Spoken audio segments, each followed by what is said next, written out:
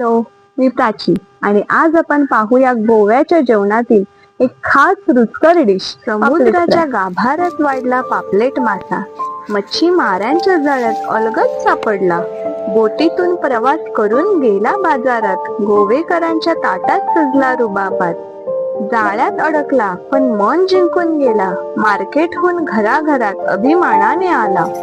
चुलीवर चढला मसाल्याचा अनोखा रंग, पापलेटच्या स्वादाने जिभेवर उमटला चवीचा गंध. समुद्राची शान, मच्छीमारांचा मान, पापलेटच्या गोडीला नाही कुठलाच तोलभान. लोखंडी तव्यावर तळताना उठतो सुवास, प्रत्येक घातात दडलाय परंपरेचा विश्वास.